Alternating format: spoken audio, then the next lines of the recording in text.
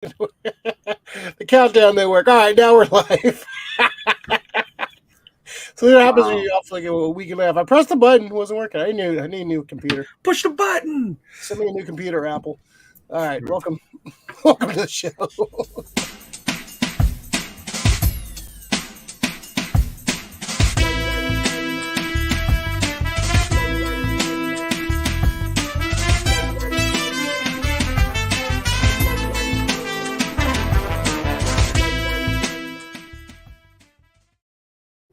All right, welcome back to the SF Company Hour. On the SF Company YouTube channel. I am Ray Doomzilla, joined by the darkness himself, Mr. Max Everett Grayson. You just went super dark, are you? Yeah, no, I'm fine. He was born in the darkness. Born of this. Oh my god! I just caught up with all of Harley Quinn, man. Fucking Bane is hilarious. Dude. He's like Molded by it. Oh, you got to watch Harley Quinn, man. It's fucking pretty hilarious. I'll watch it eventually. There's just so much to watch right now. Yeah. No, it's you'll dig it the most. The little Bat family shenanigans. Welcome, folks. If you're new to the channel, hit that like button. Subscribe to the channel if you're not subscribed already. And you like what you see, want to know when we pop on? Usually Tuesdays or Saturdays, depends on the week. Turn on the notification bell. We're gonna be talking.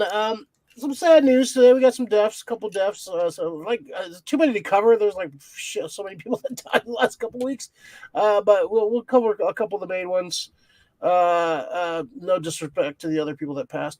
We're gonna talk about the Flash trailer from this past week at the Super Bowl, and a little bit of thoughts on some of the other trailers that came out and dropped during the week. Mr. Effort, how you doing? Doing good. Well, yeah, doing good. Try not to there you go. fight anybody anymore. There you go. You okay? You didn't get any rabies or anything? No, I haven't turned into a fucking homeless person. That's what happens. You get bit by zombies, you turn into a zombie. Vampire. Werewolf. Get bit by a homeless person, you become a homeless person. Yeah, homeless, not unhoused, homeless. Fuck all this euphemism bullshit. Krista, what's up? Good afternoon, nerds. Lori, what's up, Lori? Greetings and salutations, gentlemen. Renee, what's up, Renee? Yo, what's up, Horror Sci-Fi Fantasy Community.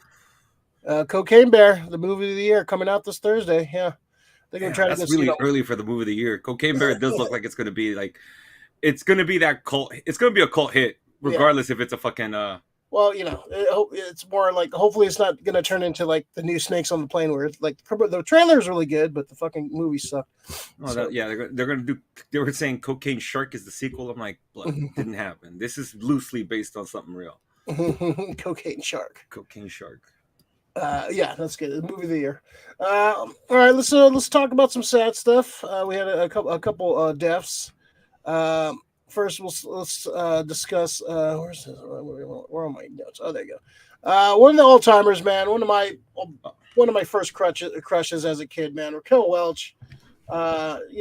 Super huge in the 60s. She had 1 million years BC. That was like a big hit back then. I believe this is what this picture's from. She was in Fantastic Voyage. Playing like the token female character in that movie, but still a great classic movie.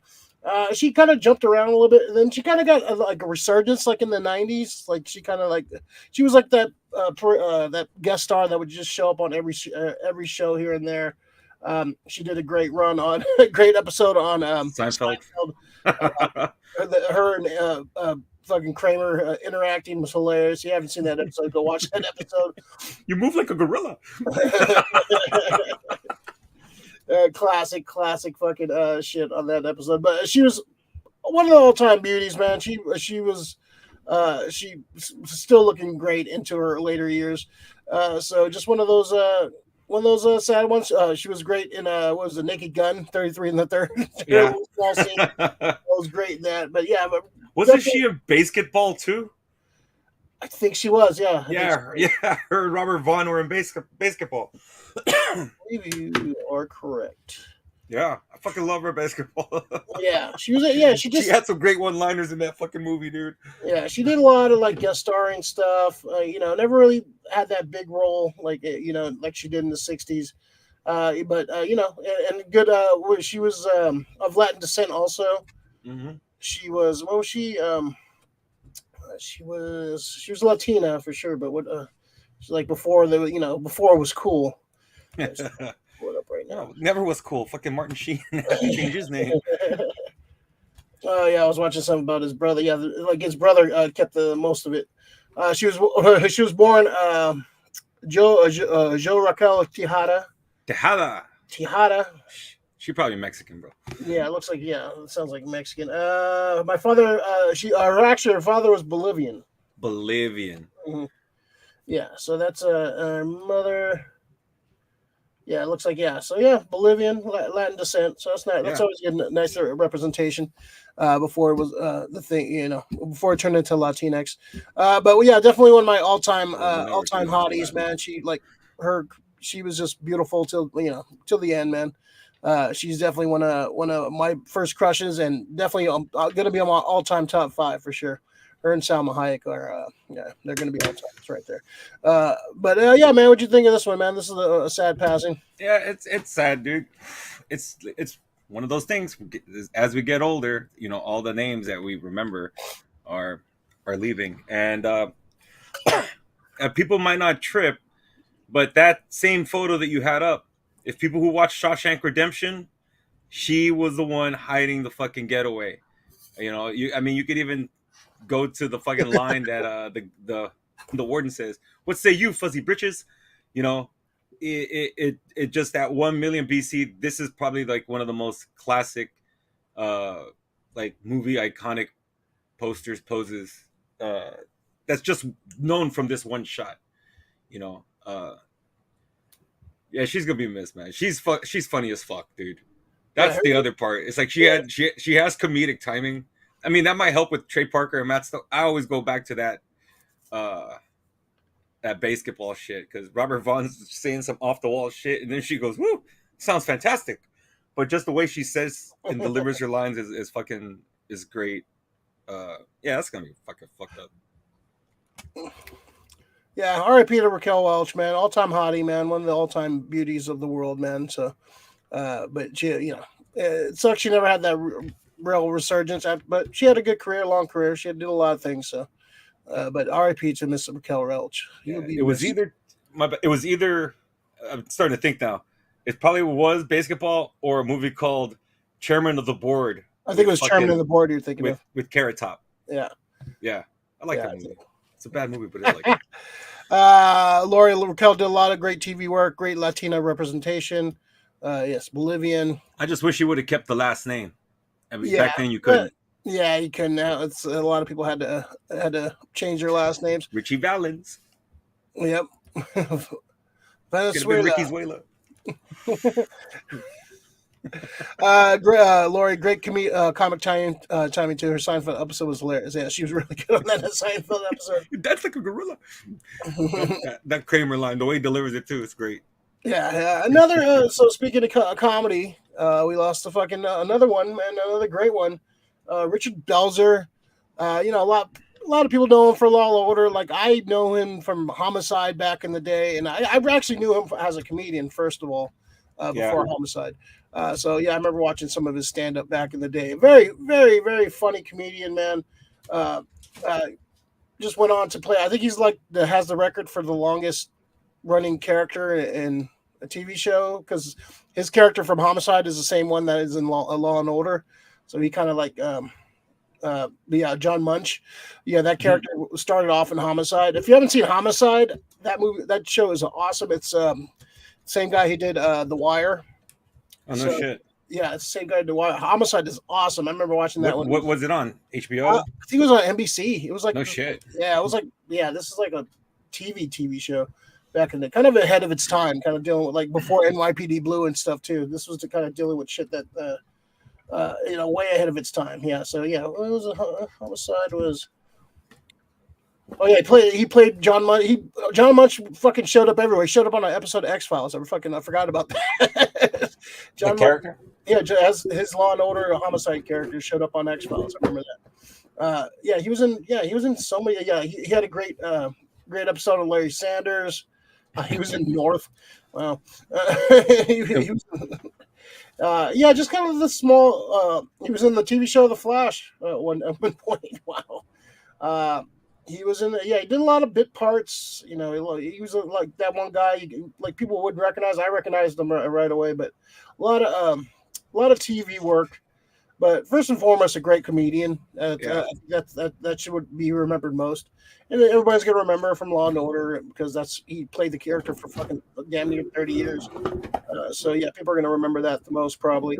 But yeah, just always funny. Anytime he showed up, his talk show appearances are great. I remember him calling out Bill Maher on when Bill Maher had Ann Coulter. Somebody posted the other day when Bill Maher had Ann Coulter on. And Belzer was like, I don't want to fucking sit here for this. He like walked off the set. He's like, why? Like, why you gonna do that? Like, because she's a fucking scumbag. Oh yeah. Well, listen to her fucking screamer rhetoric. Fuck that. So he was a guy that spoke his mind. Didn't care if he got, whatever. If somebody tried to cancel him, whatever. He spoke his fucking mind. Had a good run. This fucking guy. Don't talk shit about Belzer, man. It's fucked up. Kenobi. No. Yeah, so Belzer, man, this is a rough one, another rough one, man. What are your thoughts on Belzer, man? Dude, it's gonna be missed. I always remember him as the fucking pimp from Night Shift. Yeah. He's the pimp from Night Shift. Other movie he was in, I always remember. He's in two good ones.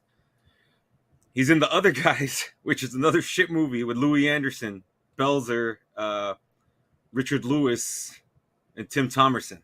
That they're like they're being chased by John Goodman in like the fucking like some camping area, which is great. It's fucking great. It's bad, but it's great.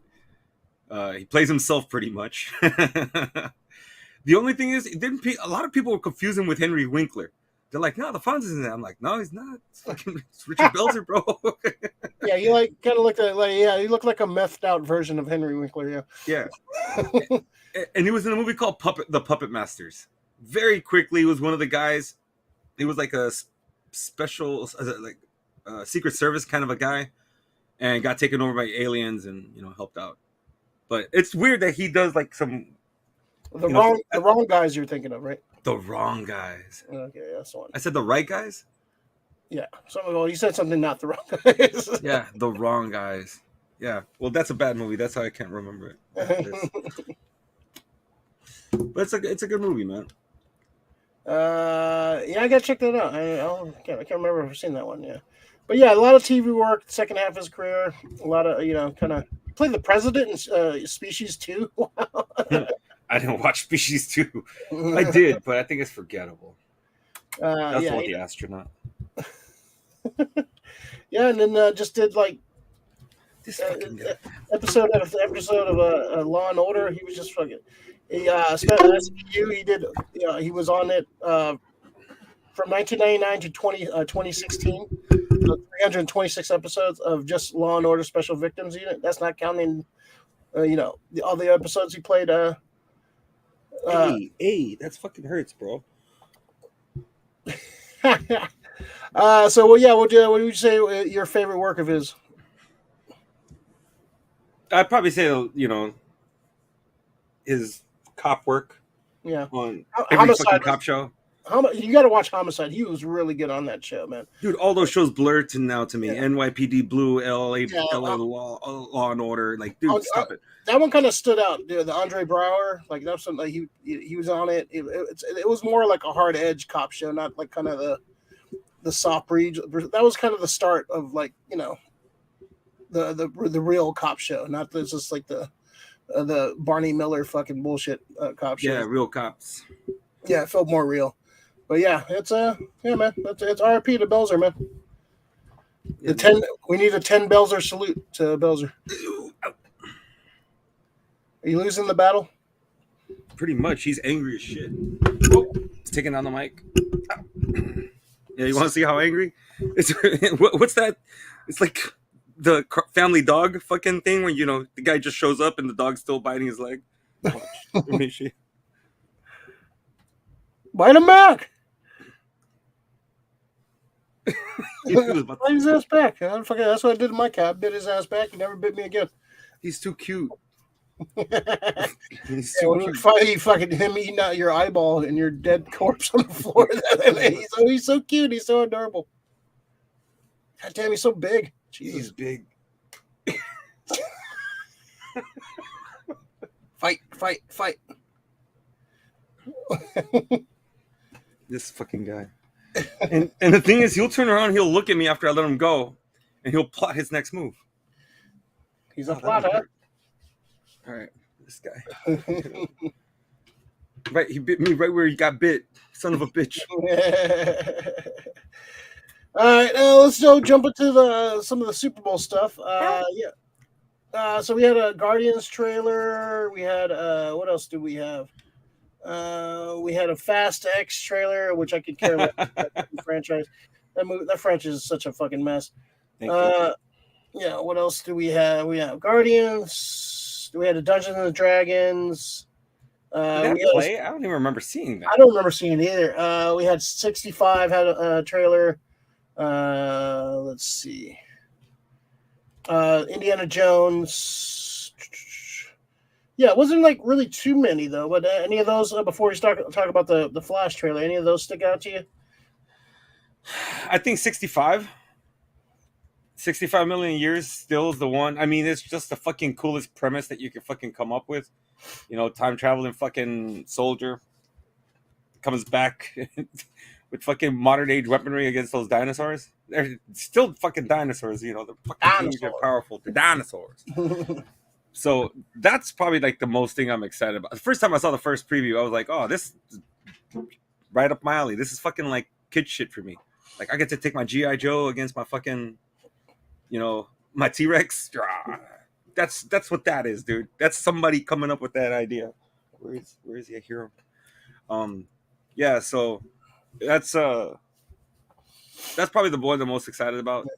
I would get excited about Dungeons and Dragons because I like Vox Machina, and but I didn't get to see. I don't think we saw that.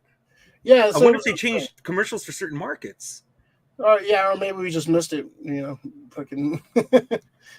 We did pretty good about catching all that shit. Oh no, we did go jump to fucking Flash and Guardians trailer during the one before the Rihanna performance. Oh, you didn't pause it? Well, dude, what the fuck are you chewing on?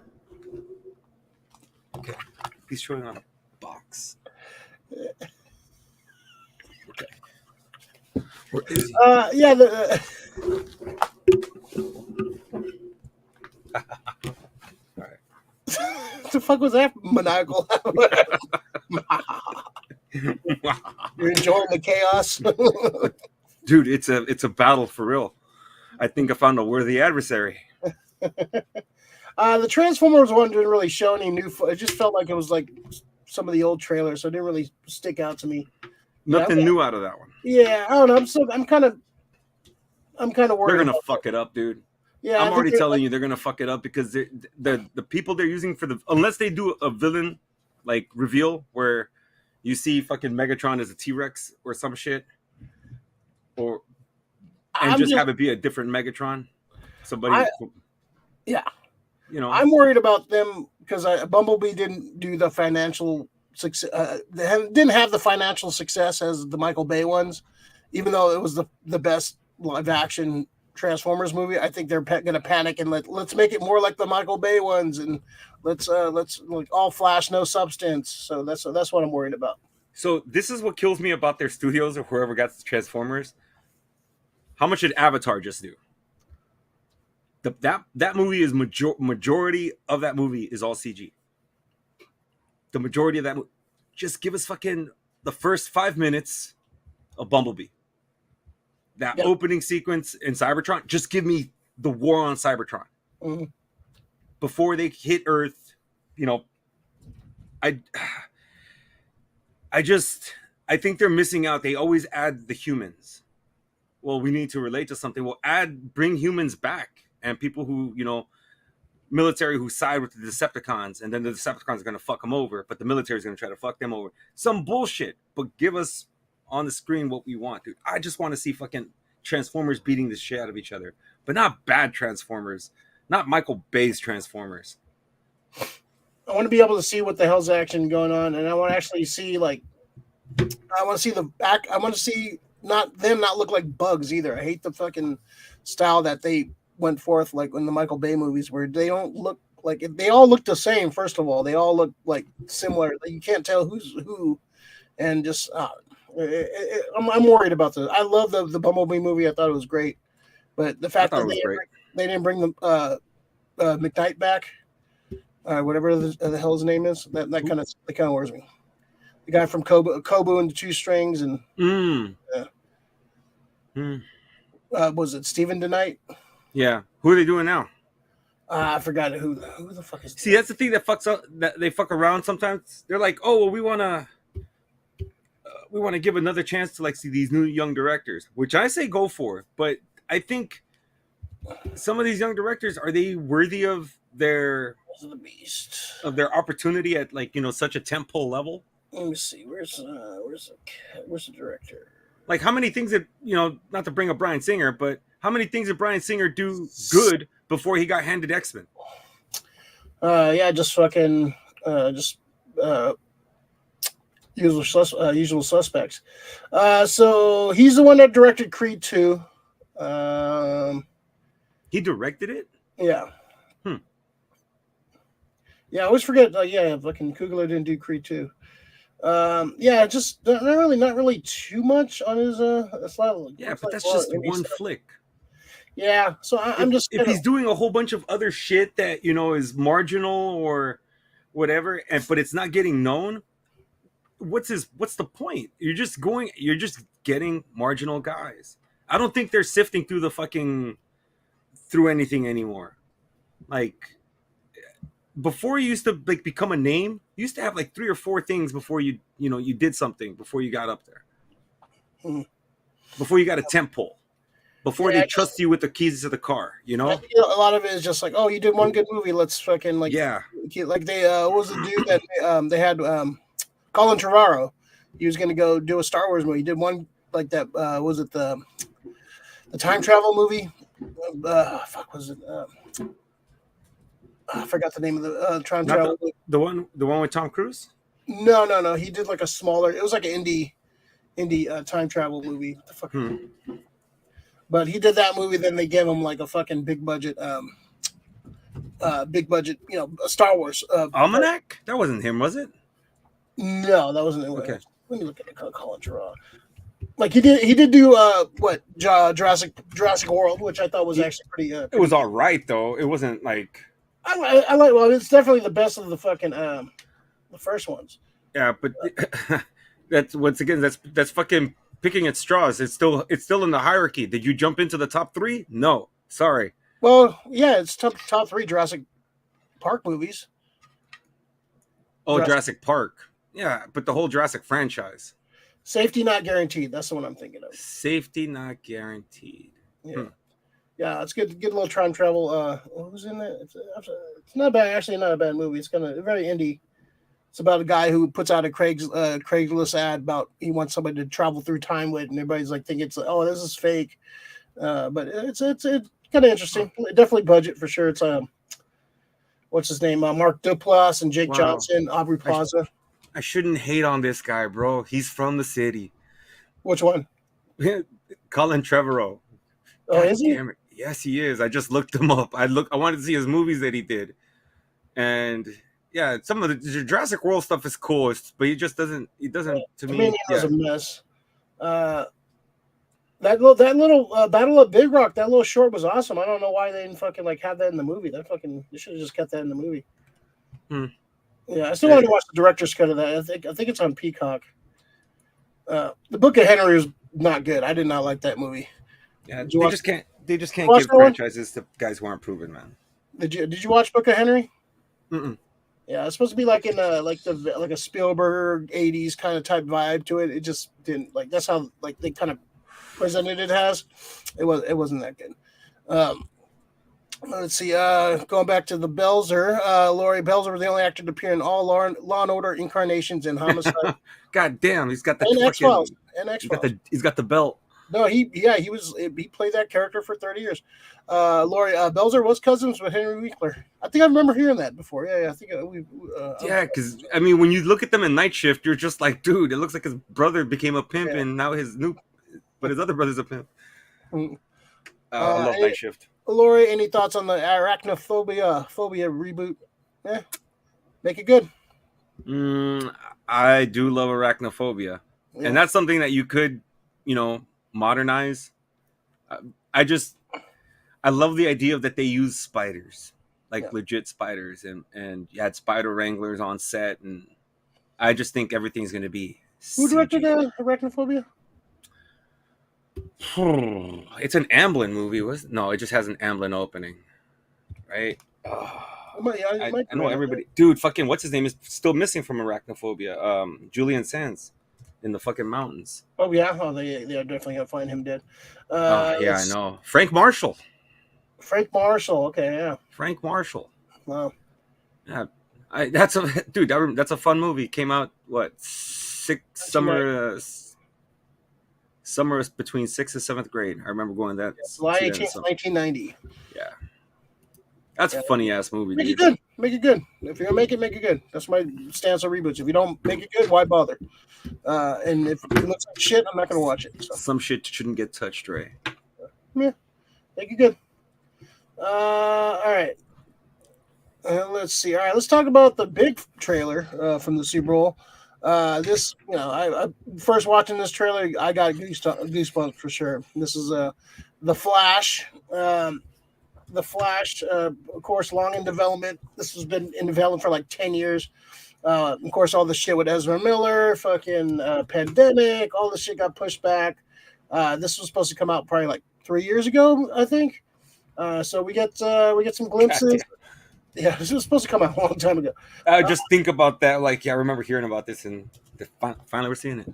Yeah, just like Black Adam. I remember hearing about Rock played Black Adam like 15 years ago. Yeah, but this is finished, bro. So this is Muschietti coming in. Of course, he directed the It movies, and from from what I'm hearing from all the little pundits and everything and their little inside sources, that this is a great superhero movie. James Gunn came out and said this is one of the greatest superhero movies he's ever seen. He didn't come out and say that about Shazam or Black Adam after he did say about this. So we'll see. We get a lot kind of more of the plot about Barry going back in time and trying to change. This is basically the plot of Flashpoint, the comic series. Yeah. He didn't read the comic. Barry Allen tries to go back in time and change the past, and he basically fucks everything up in the future, and that's kind of rebooted the universe. So this is kind of good timing for them to reboot the universe. But the trailer had a lot of surprises. We get to see Zod, which I didn't know he was in the movie. That's a big shocker to me. We get to see Michael Keaton Batman jump. Kind of jarring seeing him like jump around because he never really jumped around like that in his own movies. But it's cool to see him. I think the suit looks good. He looks bad. Like when he says the line, say the line, Bart. He is Batman. So he looks pretty good for a 70-year-old in a leather suit jumping around.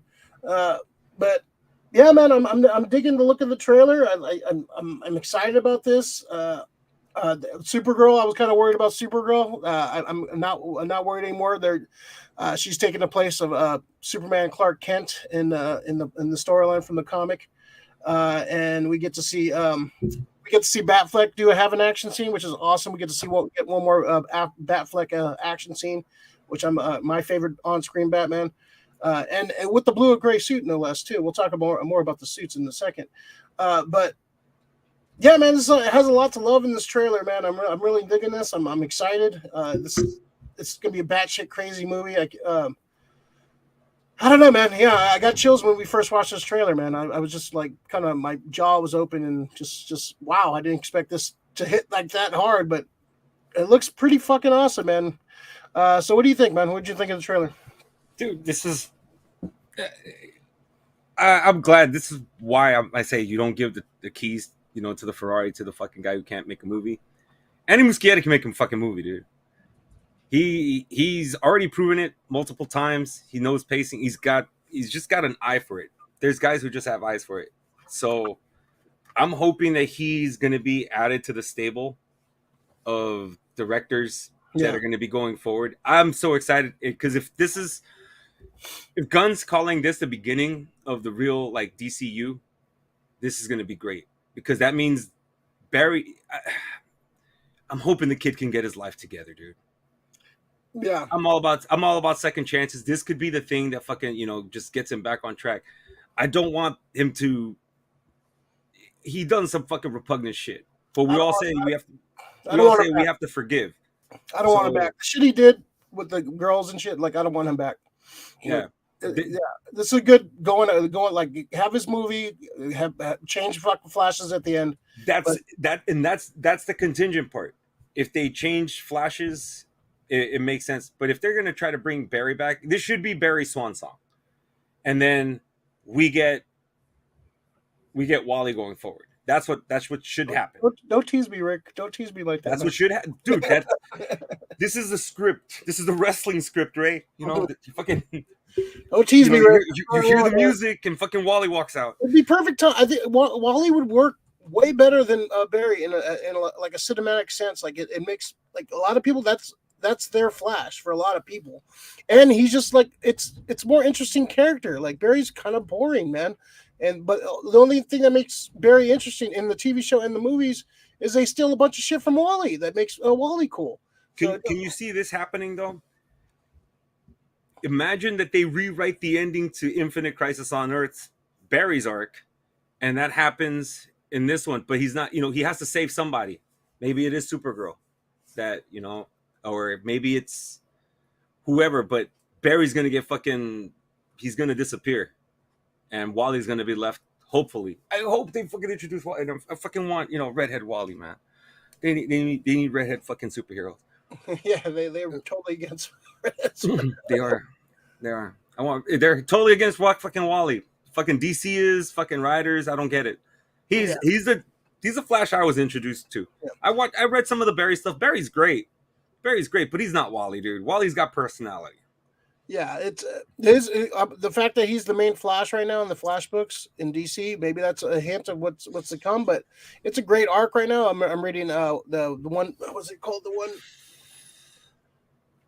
The 1 minute war is fucking great. It's just all the Bat family kind of having their main story right now. This is I talked about it last week, but it's actually been really good. I love when the Flash family comes together and has shenanigans.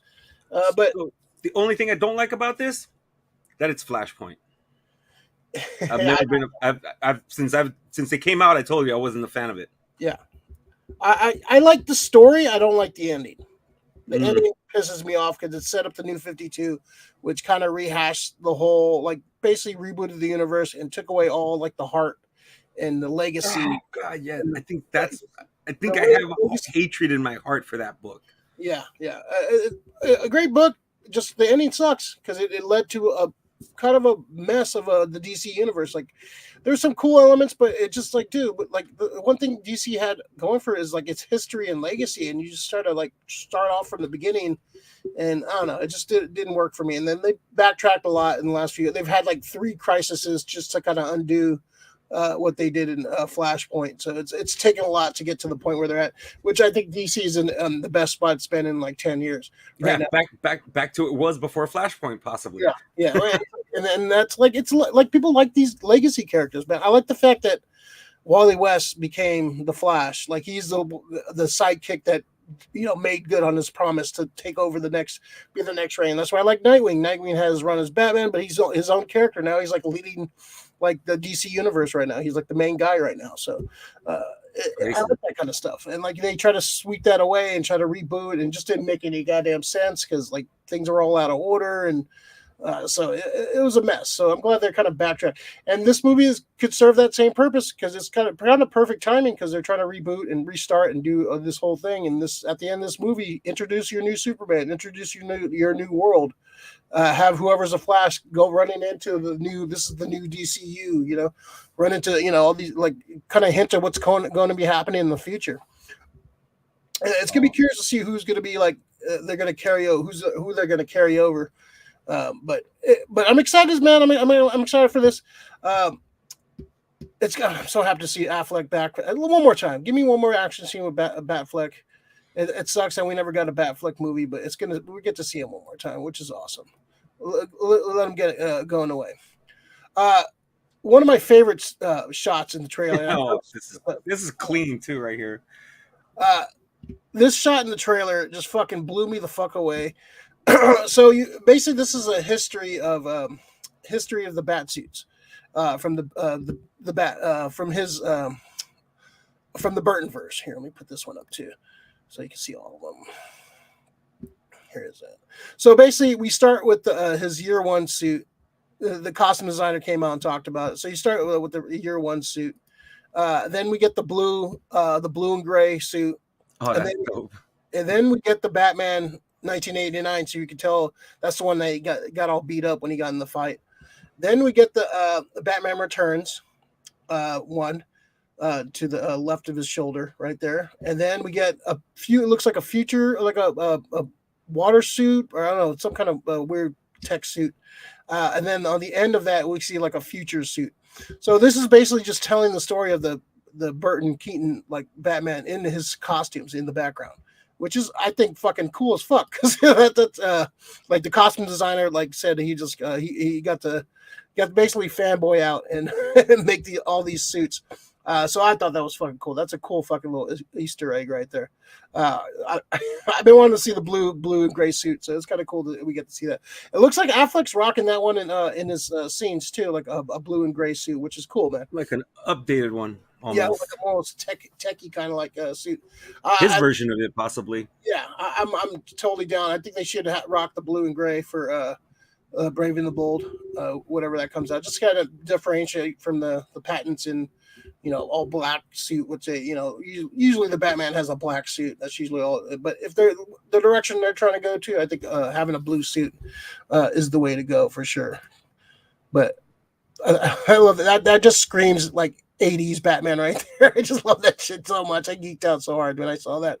I could do that as a movie. It'd be too Batman the movie-ish for me. Like 80, what the 78 one, or 70, 68, 67. 67, 60, mid to late 60s. Yeah. I love that suit. I think the Marvel movies have proved he can have the weird colors and shit fucking on screen. No one's gonna trip. But what was your favorite part of the trailer? I think anytime Zod was on there, because that's the most unexpected thing to see for me. Any rumors about it? Didn't hear anything. No, that was just, and I'm so happy because that's what you want to be odd with when you like. Now, the only thing that kind of gets me, I probably wish I could have seen that in the theater and be awed by it, like just out of nowhere. Yeah, like in a winter release or some shit, and then like play it out at the Super Bowl. It only gets seen at at one time. Get like a fucking a few people to see that. Just flash it to them. That shit looked fucking sick. Yeah, Zod, the curveball you got thrown with the flashpoint. It's supposed to be Superman down there, all fucking thin and emancipated. Emaciated. Emancipated.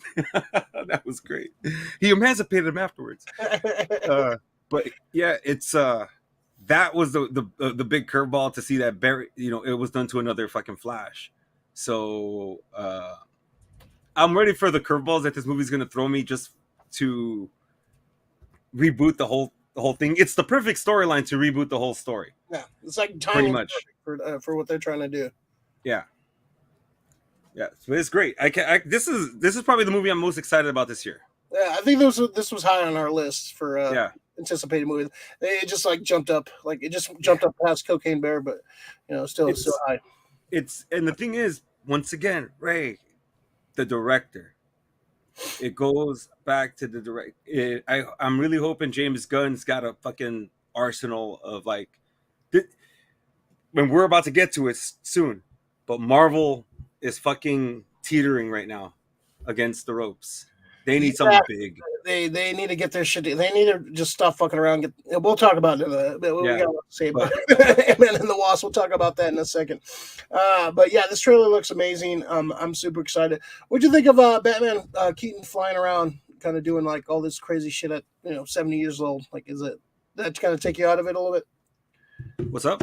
The Batman Keaton like kind of jumping around doing all this crazy shit. Like, no, that's not going to take me out of it. I think the only thing that took me out of it is going to be that little. I hope it's not. I hope it's just for the trailer and not for the movie. That little kind of smirk. It just, yeah, I'm Batman. Like, I don't need that. I want him to be, I'm Batman. Like, yes. Yeah. So I don't want the funny shit. Sometimes ruins it. Like overdone. That's Joss Whedon shit. Don't need to see Joss Whedon. But Keaton and Burton movies were he had a little as Bruce Wayne. Crazy. We all get a little mad sometimes. Want to get nuts? Let's get nuts. All is Bruce Wayne. Let's see. Yeah, I think it's great. I can't wait for this. This is like you said. This is like jumped up to like a number one. Like the only thing I'm cautious about is like the plot of the other Barry. Like he's gonna turn into the bad guy. He's gonna get powers and turn into a bad guy. Because I've seen some leaks of some of the toys and. If they go with that look for the character, I'm just like that kind of sucks. But I'm glad Zod's there to be one of the villains. That's going to make up for some of that. So we'll see what how they pull it off. I'm just waiting to see what reverse, opposing Flash they're going to do to bullshit. That's what I'm waiting for. And we know it's coming. Yeah. Yeah. So I'm kind of bummed that we're not going to see some of the other. I want to see Captain Cold done right. I want to see some of the other rogues done, but we'll see how if they do another Flash movie, though, we'll definitely have to introduce the rogues. But overall, yeah, just a great trailer. Give me chill. I watched it fucking so many damn times. I watched it a lot, man. It's a fucking good trailer, man. Just hearing that music and just it's just it should be fun, man. Hopefully, it's good, man. But I trust Muschietti. I trust them with this. I think it's going to be good. All right. So please like the video if you're watching right now. Helps the algorithm. Tell your friends about us. Let them know there's geeks out there that understand them. All right. So let's jump into the next one. Well, first, let me see. I think there was one. Lori talking about arachnophobia. John Goodman's character is funny in that movie. He's hilarious. He's fucking great. Who plays that today? Delbert. Oh man, Josh Gad. Yeah, I just don't want it to be like the big guy. I just wanted to be somebody funny and just like oblivious. Like people get mad if I. Michael Pena? Oh, he can't be fucking Latino. How about Guillermo? Guillermo, yeah, that'd be awesome. Fuck yeah. Fucking the security guard. Yeah. Guillermo would be great. He does the voice of Nightwing on the Harley Quinn. No shit. There's some good voice actors in that show. Yeah, it works. Guillermo does the voice of Nightwing. Yeah. How does he sound? It's watch it. it's pretty good. Is it some kind of acid version of Dude, the voice cast for that show is fucking awesome, dude. It was like some of they're definitely not your standard characters. They're definitely definitely doing their own thing. But Alan Tudyk as Clayface is fucking hilarious. Lake Bell's Poison Ivy. Ron Funches as King Shark is awesome. Tony Hale as Dr. Psycho. James Odmian is Bane, Bane is probably my favorite character. Like fucking, it's fucking hilarious. The last season had a James Gunn arc. JP Smoove plays Frank the Plant, who's Poison Ivy's like sidekick. He's fucking hilarious. Christopher Loney plays James Gordon, but he plays like a fucking loser James Gordon. It's hilarious, man. You gotta watch it. I want to talk to you about it. All right, so let's jump into Ant-Man and the Wasp. I don't know why they call the Ant-Man and the Wasp. Wasp is in it for like 5 minutes. We'll talk more about it in the spoilers. But overall, we'll hear our initial thoughts of it.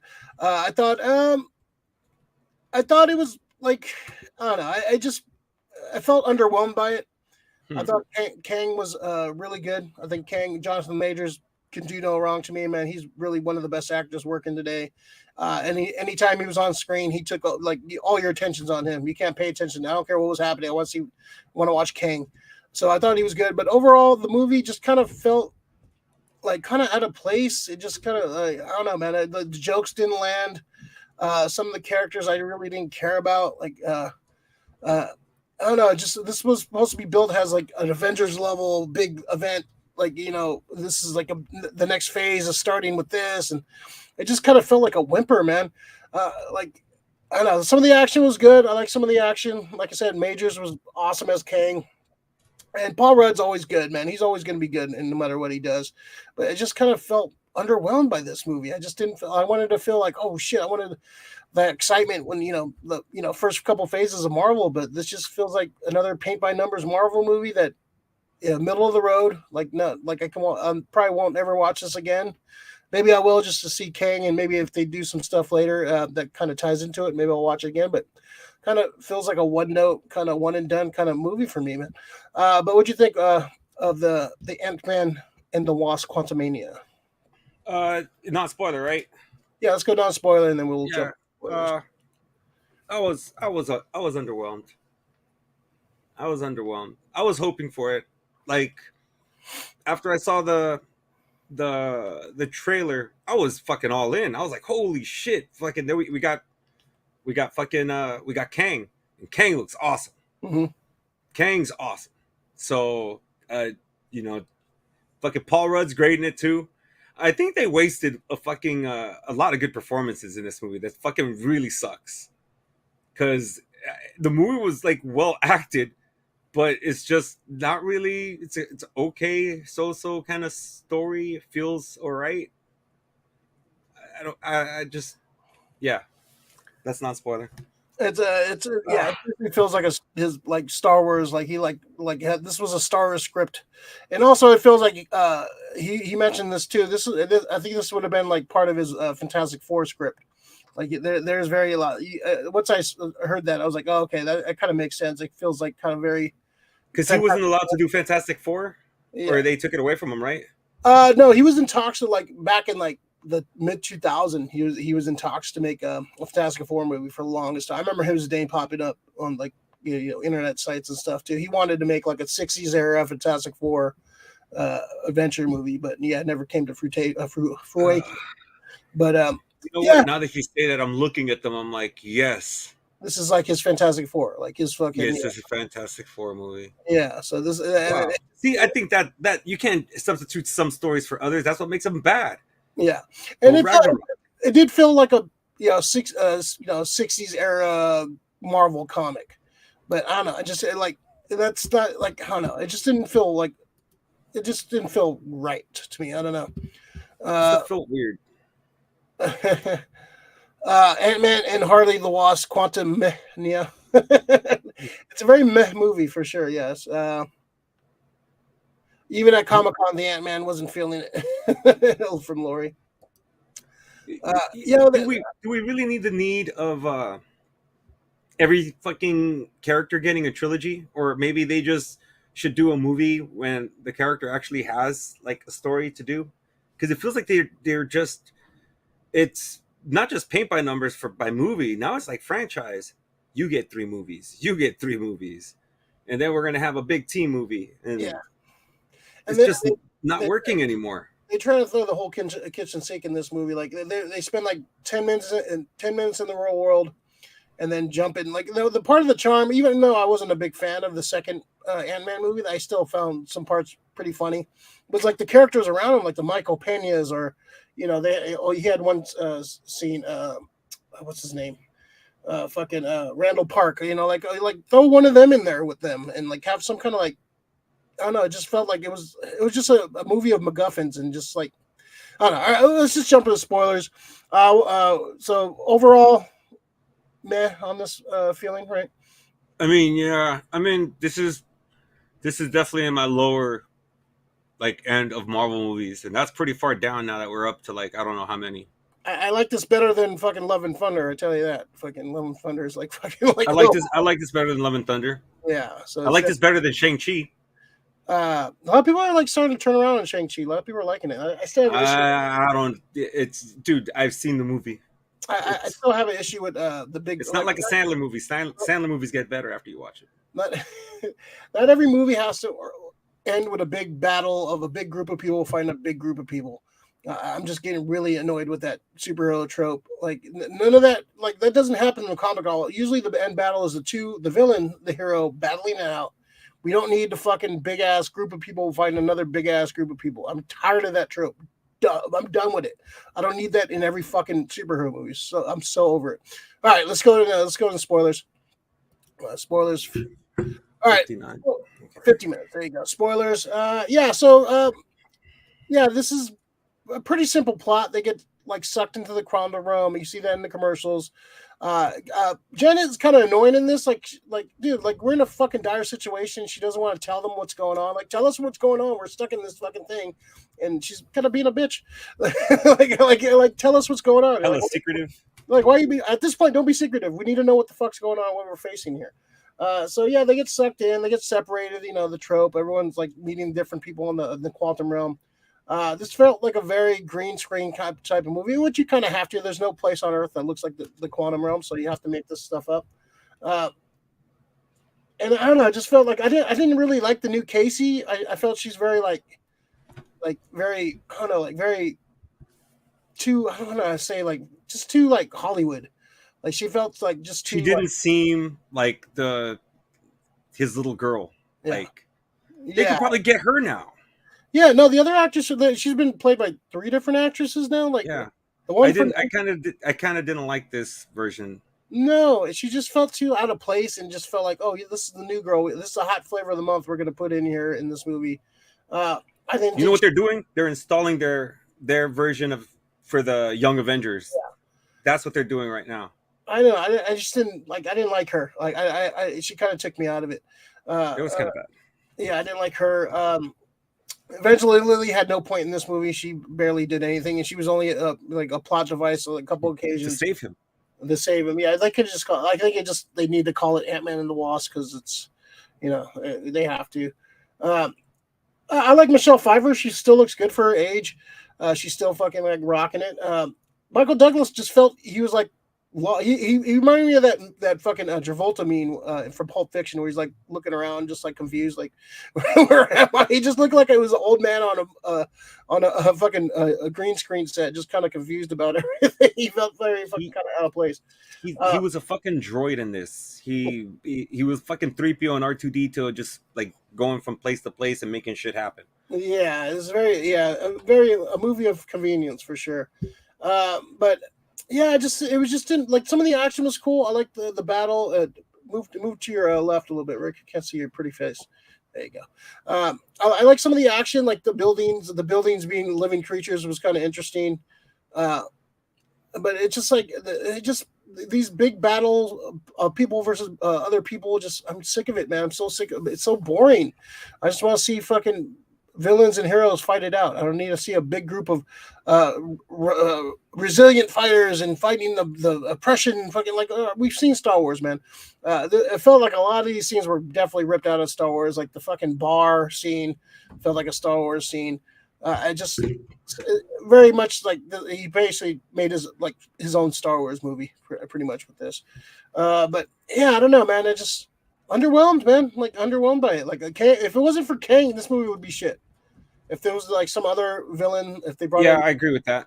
If they brought in some, and we'll talk about MODOK too, because I'm sure we got a lot to say about MODOK.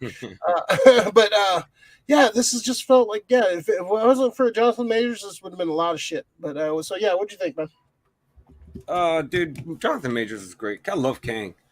Like that's what I got excited about. This is just I don't know. It kind of left you with a Total Recall kind of thing at the end. Well, did I make it worse or whatever? All of that shit. It's so many problems with this movie. So many problems. I like Paul Rudd. Paul Rudd was great. Like I said, all the performances were great. Like you said, Janet was a bitch.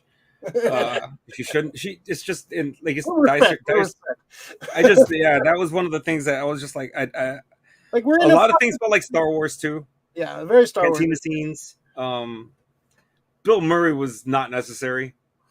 Yeah, it was kind of like you could put anybody in that role. It's just It took you out of it. Hey kids, it was Bill Murray being Bill Murray. Yeah, it's not like I would have put him in some cool makeup effect or something. You put him in like some kind of CG suit, like make him a CG character, or just use the voice on a CGI creation. Yeah, he didn't need to be in that. I think it was kind of a I think that's probably the place where I just tuned out. Kind of, it's fun. It's a fun movie. It's forgettable. Yeah. Other than maybe like revisiting when some shit happens in the future, like I told Scott, like we watch Quantumania again, and even then I'll probably fast forward just to see Kang and Scott speak. I wouldn't really watch that movie again. Yeah, it felt like a waste of time. It moved quick. Yeah, there was so many good things about this movie. It moved quick. It had great pacing. It didn't feel like it lagged. It just it didn't lag, but it didn't go anywhere. Yeah, it didn't like move. It didn't move like the needle. It didn't really progress like the Kang stuff. Yes, but not really. Didn't move it by much. Everything was so predictable. When like you see the ants going down, I was like, oh, the ants are going to come back. Yeah. First thing I thought about, it's not the moment where fucking you see Gandalf coming over and like, yeah, it's not one of those moments because you already knew they fucking threw it in. Oh yeah, they made another MacGuffin. Here, look over here. This is what I just and ants are gonna beat fucking Kang. Yeah, really. Yeah, that's another thing too. Like Kang, like that's what I was like kind of. It stuck with me after the movie. Like, why Kang got defeated by Ant-Man and the Wasp kind of easily? Like, it has to be something where he did that on purpose. That he needed to lose to like. Is he dead? I don't think he's dead. No, I think he needed to lose that fight because he saw what happens. So these other Kangs are going to kill themselves. And spoiler. I think there's going to be a Kang civil war, and then he's the one that's going to pick up the pieces because they all think he's dead. That's what he wanted. He wanted them to think he's dead. So we'll talk about the post-credit scene too. J. Lil Rose collection, Ant-Man and the Wasp Quantumania was best 3 stars. Marvel Studios is trying too many spin-offs, parallel connections to characters nobody wants. Wait for this one on pay-per-view or Disney Plus. I actually agree with that. At best, if this is a 5-star rating, I'm assuming, 3 out of 5, I would say that's about, at best, I'd say that's about fair. It might be about 2.5 to 3. I'll go high 2s maybe if I'm going 5 stars. This is which on the Marvel level of all the movies, where does this rank? Like, or just a comparable of where you have it. I would have it better than Dark World. I would have it better than Iron Man 3. What movie are you having it hang around though at? Like what? Like which movies that you on your, if it's in the middle of this hated list? It's not the worst, but it's definitely on the bottom half of the spectrum of Marvel movies. I wouldn't say it's the worst. It's probably in the top 6 worst, maybe. This rides Iron Man 3. It's around there, I would say, yeah. Like that's what this feels like. This rides on Iron Man 3. It's just really bad. Yeah, Thor Dark World, Iron Man 3. I actually like Dark World. I hate the first Thor. You hate the first Thor? I like the first Thor. I do not like the first Thor. I hate when they go to Earth. The Earth kind of fucks it up. Yeah, I like the second one because it just feels more. Second one's kind of a mess. it is, but the story that could have been told, or with the story that's there, they just fucked up on how they did it. But I know what it could have been.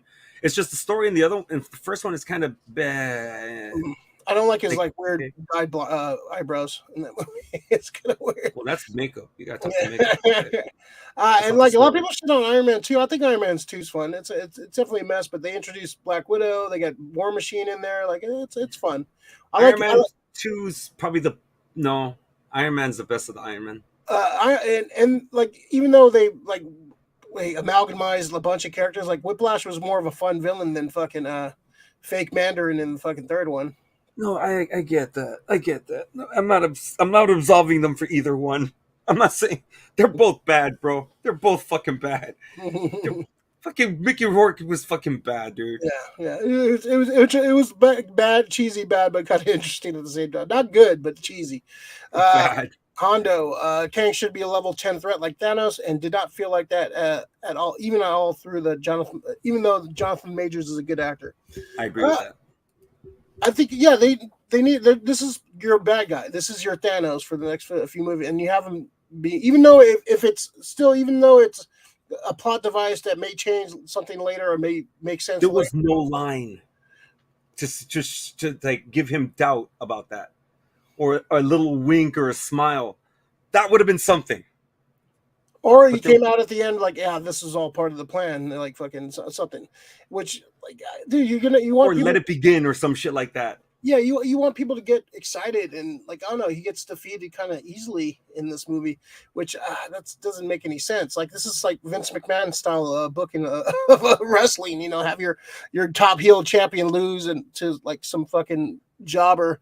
So I don't know. It's maybe it'll make sense, but yeah, that kind of annoyed me for sure. I just needed a nod to something. Yeah, there was that. Give me a visual. I thought we were gonna get like a fucking Fantastic Four post credit or some fucking like hint of that. Like they still. I don't mind that Loki one. We're definitely gonna get some kind of hint of what's going on. All right, another big thing in this movie. We get the introduction of live action MODOK. Corey Stoll comes back. He played Yellow Jacket in the first movie. Kind of amalgam of a few characters, like kind of Eggman. Egghead. Well, no, Egghead. Sorry, that's one of like Ant-Man's major villains in the comics. So kind of a amalgam of all those characters. So we get MODOK. MODOK is a goofy fucking character. He's a goofy character in the comic too. But that the portrayal of him, the CG was horrible on MODOK. It really, really bad. It just not like fucking like mid-90s like fucking Fox fucking TV show bad of CG on MODOK. So that takes you out of it.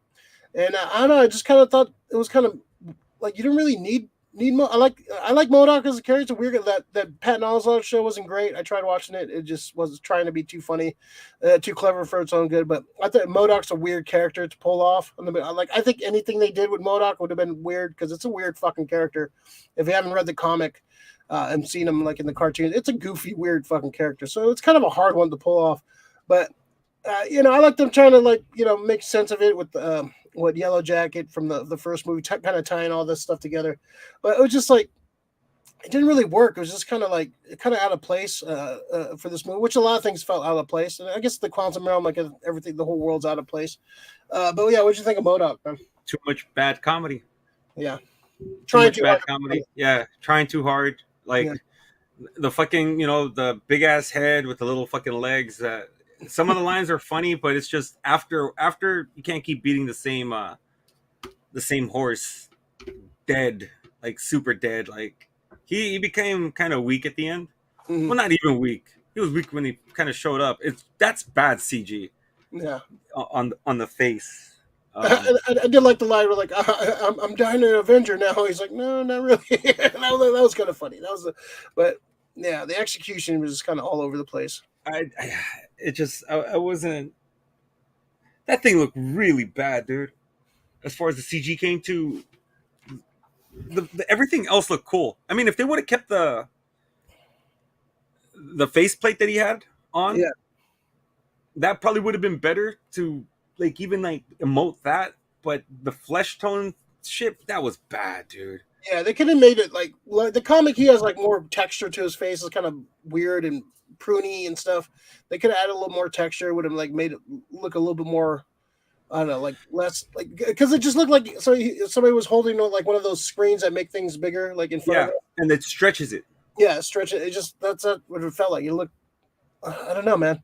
It just didn't. It was out of place. Like this whole movie feels out of place, and like some of the rebels, like it's just like standard rebels tropes and stuff. Like the Blob dude was good. I like that. The Blob, I have holes now. It feels like they don't give a shit anymore. They're just fucking pumping shit out now. Yeah, Scorsese was right. I don't know. It's just it. Can you really make an Ant-Man movie and all these movies? I mean, Captain America's one thing, Iron Man's another, Thor's another. But, and I know this is making money, but I don't even see this as a book that I would pick up. Yeah, I've read very little of Ant-Man in the comics. Like was it Astounding Ant-Man? It was great. They kind of based some of the first movie on it, like written by Robert Kirkman. It's kind of about Ant-Man. Like it's not Scott Lang. It's the other one, O'Grady, I think is his name. He's another Ant-Man who's basically like a thief, and he's like it's like kind of a heist thing. I'm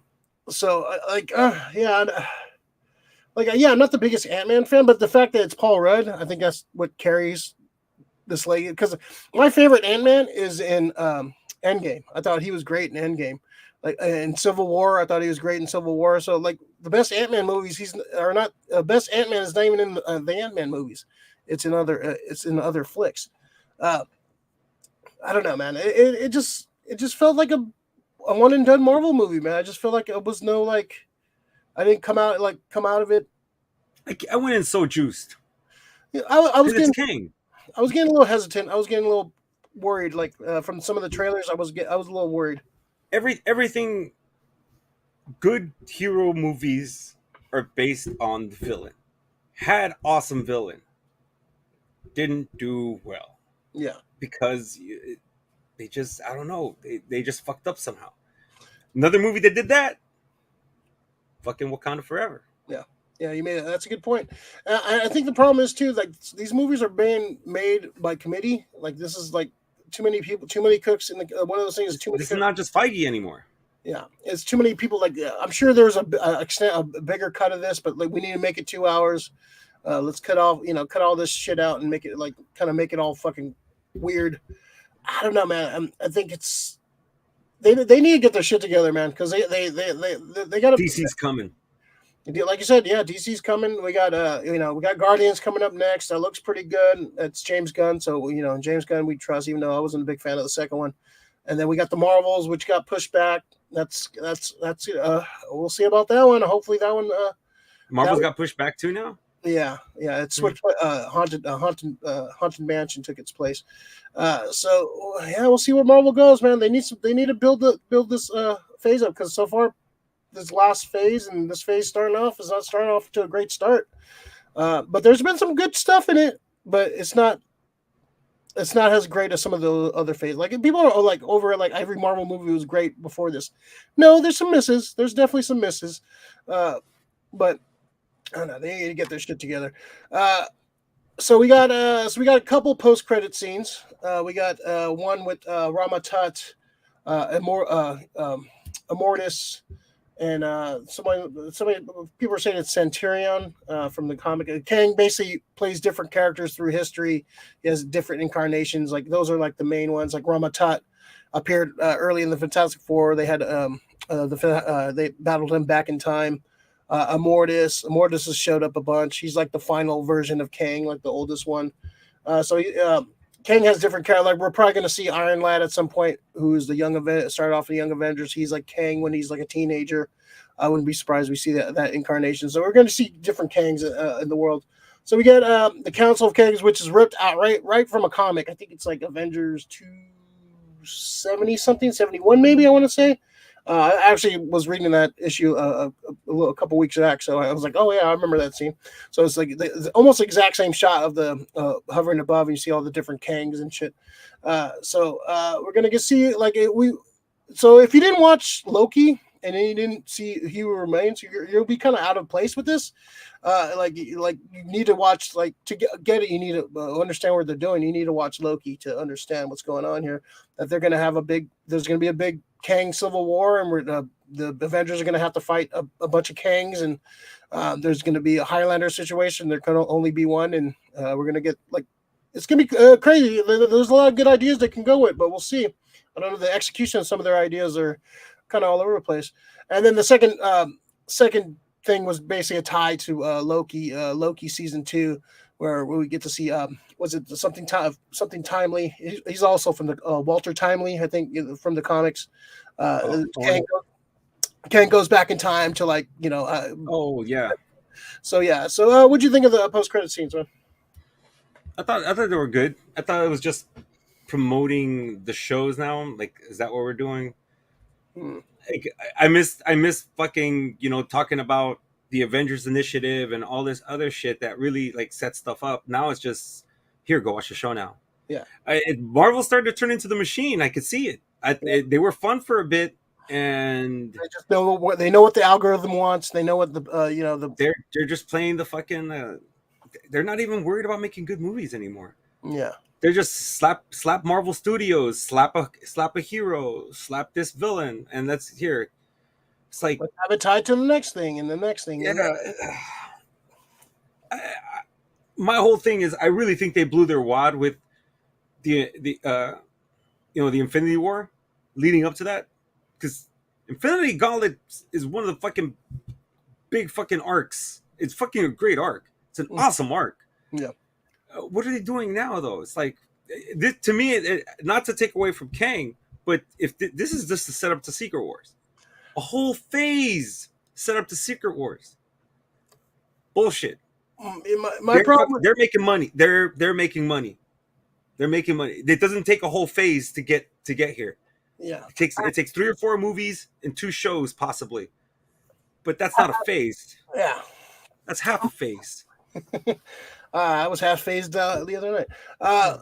My worry about Secret Wars is just going to be, here's this character from this universe. Here's this character from this universe. Here's this character. Mortal Kombat Annihilation. And it's like, yeah, I think that's what they're trying to build up, because they saw how well it worked in Spider-Man No Way Home. They made like $1.2 billion at the box office, and people love that nostalgia. They love people popped so hard when Multiverse of Madness, when Professor X showed up and all these other characters. So I think it's just going to be a hodgepodge of all these characters, all the people they can get from different like franchises, and throw them in the movie and just get that nostalgia pop. But what do you do with the universe after that? I think, like, do you reboot the universe? Do you do something like, what do you do? Like, instead of focusing on the characters you have and getting the X-Men in there and the Task Force in there, like, they're just trying to, like, I don't know, they're trying to pull off this fucking, like, this Royal Rumble of all the characters from all their movies, instead of, like, trying to focus on a good fucking story. So, and I already know what the answer is going to be. So if you could have Ant-Man, Wasp, Black Widow, a lot of these, I don't want to call them, they're just not the flagship. Would you rather have these movies or X-Men or Fantastic Four? It's like, these were filler characters that they needed to use because they didn't have them. Now they have them. Why are we wasting time? Like, I'd rather see a fucking, like, Gambit movie. I'd rather see a fucking Nightcrawler movie. I'd rather see, I want to see Avengers versus X-Men. I want, That's what I want.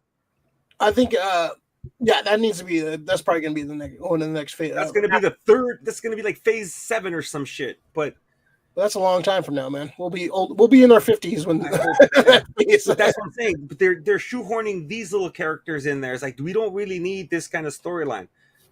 Like, you want to do this and you want to tell the story, do an animated version of it, an hour long. It would have been cool. Yeah. Too much. I think they just wasted way too much time on everything. Have Jonathan Majors do. I have a feeling DC knows what they're doing when it comes to, like, have an animated movie. That way you can hear the person's voice and then come. If this would have been an animated movie, like an hour long special or some shit, I think it would have been so much better. Yeah, I hope they do more of those, like, specials instead of making a show like the World by Night and the Guardians special was great. I think we need more of those. I think instead of making a whole fucking, like, 8-episode TV series, just make it like a little quick hour movie, explain what you need to explain. Like, I'd much rather just see Kang conquering the quantum realm for an hour and a half. Like, make that movie. Like, I would have rather just saw that. They're scared of doing the villain as the lead movie. Thanos was the lead of Infinity War. Like, that was his fucking movie. He was pretty much fucking the main character in that movie. Yeah, but they built to him. They didn't really build to Kang. Yeah, Kang had a series. Kang had one series to introduce him. Fucking Thanos. See, that's the thing. Like I said, they blew their wad. Thanos. That's dark side level threat. That's a threat. Yeah, Infinity Gauntlet. That's a threat of a storyline. This right here is but these are the books in between the events. Like Kang was always an interesting character. He's sick. He's a good character, dude. He's He a wasn't sick like character. a top tier villain. Like No, he definitely had some great arcs and great runs in the comic. he's a lead into something. He's like no, a herald to the next big fucking like cataclysmic event. He always got worked by Doctor Doom, so I like fucking just give me Doctor Doom already. Just fucking stop fucking around. That's what I mean. Like, can we not? Like, let's have Kang, but don't stretch. I just feel like they're stretching shit out now. Mm-hmm. Yeah. Like there's gonna be movies that don't need to be movies. There's gonna be shows that sometimes don't need to be shows. And some of these things, you guys need to really come out with a third division. You guys started with What If, but you know some of the What If came into live. But you guys need to, or Marvel needs to jump on making animated shit that coincides with their shows and their fucking movies. They need them. They need the voice actors to work with them. It's very expensive to do all of that, but these guys got money, and that's what it takes.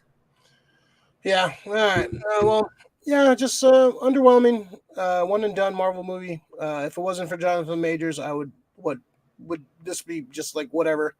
Underwhelming performances. Paul Rudd's good, but like some of the battles were good. Like I'm just like I said earlier. I'm sick of the group of people versus other group of people. Let's fight, have a big schmoz. I'm just sick of that fucking trope. And every comic book movie has to have that now. Like we had that in Shang-Chi for some reason. Like that was not needed. You didn't need like even Wakanda Forever. I guess you kind of had it needed because of the Wakandans versus the Tolokanians. But in this one, you didn't need it. You don't need a big fucking group of people fighting another group of people. I'm just sick of that trope. Let's kind of end that trope. But all right, what would you CGC this? Damn, I don't even want to give it a rating. It's in the it's like 5.7, 5.7, 5.8. I'll give it a 6. I'll give it a 6.5 just because Jonathan Majors fucking. That's why without Jonathan Majors, that movie's like a 2 or a 3. Yeah. Like that's how, dude. To me, the one of the worst ones is fucking. I hated fucking Iron Man 3. Yeah. People are going, oh, that's my favorite. Well, it's so clever. Go watch it again and watch these other movies because they're far superior movies. That's why I hate it. Like people, they try to make up the Trevor fucking scene in Shang-Chi. I hated that fucking like the fact that Cape kept that character. Like, no, I didn't like that character, and you brought him back and made him like one of the leads of the movie for the second half of the movie. I think that kind of took me out of that movie. That's not a good movie. Like some of the Shang-Chi stuff was cool, and then they just tried to do too much. Like they tried to do like the first like hour, like when he's like fighting on the bus and the side of the building is fun, but then they turn into a big dragon CG fucking fest at the end. And like, why? No. All right. Anything else? Spoilers being talk? I think that's good enough, huh? Yeah, it's just it wasn't my favorite Marvel movie. I think I went in going ready to love it. Yeah, because it came. Yeah, he looked fucking sick in the trailer. He was sick in the movie. Yeah, but it feels underwhelming. It's like Wakanda Forever. Yeah, that's 2 now. That's 2 Marvel. Yeah, that I was so juiced for, and then just kind of like even like Multiverse of Madness wasn't like it was better. It was better than the first Doctor Strange, which is saying a lot. I did want more from it, but I was still like satisfied. You know, I can eat that meal again. I could watch that movie again though. Yeah, but these last couple is like no, like I went to like some restaurant and ordered this meal, and they gave me like this like small plate of food, but I'm still hungry. You know, like you didn't satisfy any of my needs. Why would you watch Quantumania again? Because of who? Okay, that's it. Okay, why would you watch Wakanda Forever again? No more. Mi amor, no more. Twice. Yeah. Like they got us to like. Well, one's a hero, one's a villain. Namor. Yeah, it's a hero. One way or another. Yeah, he's hero and villain. Kang, he's a hero in his own mind, I guess. Yeah, those are some of the best villains that they don't consider themselves villains. And they kind of had Wakanda Forever could have been great, just wasn't. Yeah. And people were gonna say, well, this is why you feel that way. No. Talk to me about why I feel how I feel. Talk to me. Don't assume. It's not because of Shuri.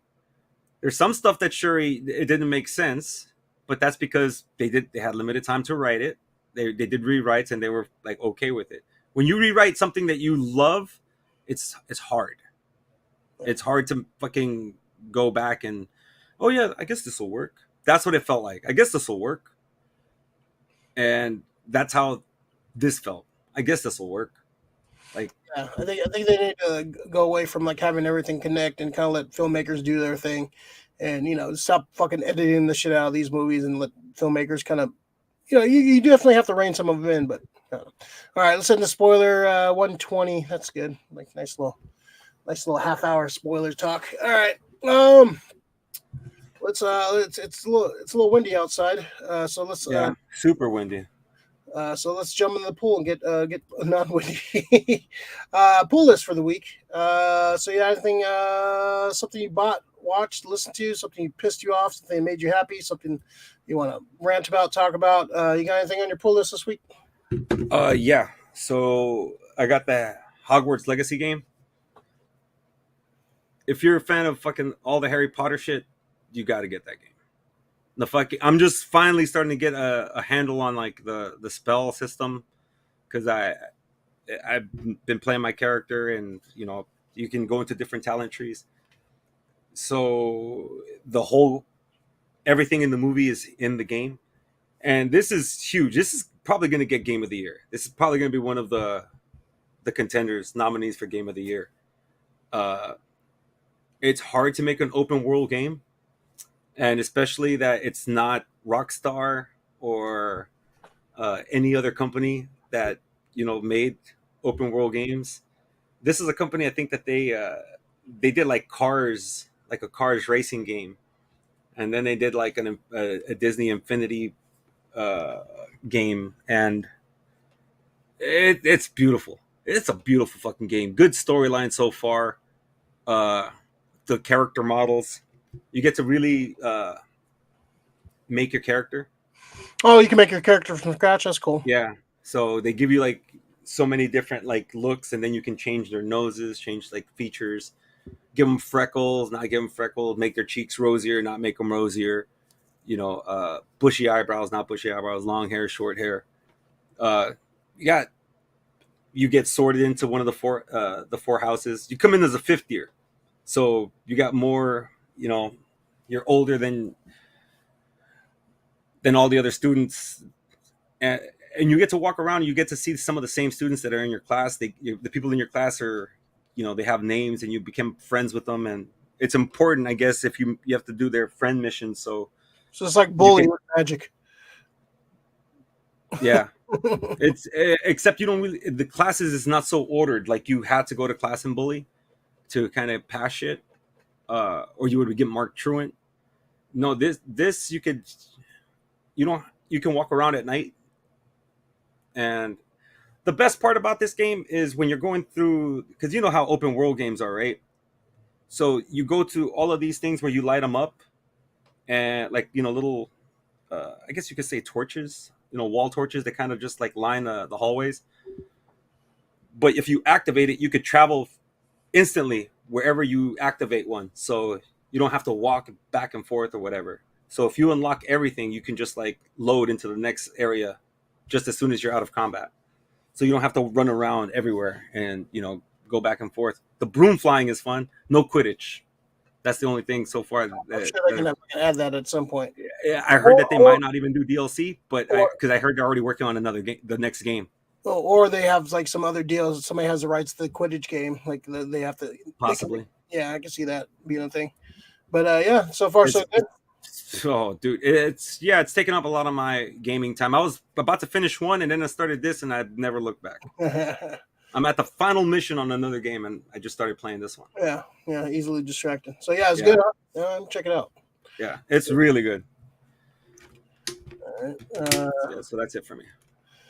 Movies to look forward to: John Wick 4, Cocaine Bear, Flash from Lori. Yeah, that's definitely on my high on my list for sure. Those are definitely The ones I'm looking for.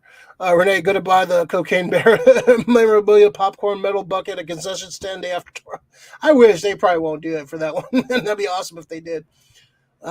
Predictions for Mando season 3 from Lori. I think we're gonna build up to a big Mandalore, the battle for Mandalore. I think Mando's become he's gonna become the leader and kind of bring Mandalore back up to prominence. That's I think so. Haven't seen Ant-Man and the Wasp yet. From Renee, you can wait for it. Wait for it on Disney Plus. Yeah, wait for Disney Plus. Don't waste your money on it. Lori, with Wakanda, if Chadwick hadn't died, it would have been a better. Oh yeah. Just imagine Chadwick versus fucking Namor. Oh my god, that'd been fucking epic. Yeah, but what can you do? That's why I was for recasting, but could never have T'Challa in the movie ever again. Like, no, fuck you. That character's bigger than one actor, man. Like, Heath Ledger dies, so we can never have Joker again because he did a great job. No, that's not how it works. These characters are above actors. These characters have been around for a long time. They'll be a long time after we're dead. So, yeah. Krista wants more Andor. More Andor. Yeah, we get one more season. I think it's only one more season and that's it. I look forward to that one.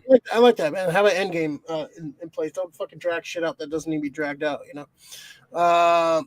Hondo started poker face, pretty good so far. I heard the first episode's really good. Then it kind of trails off. Have you finished Game of Thrones? Is what I want to know. Yeah.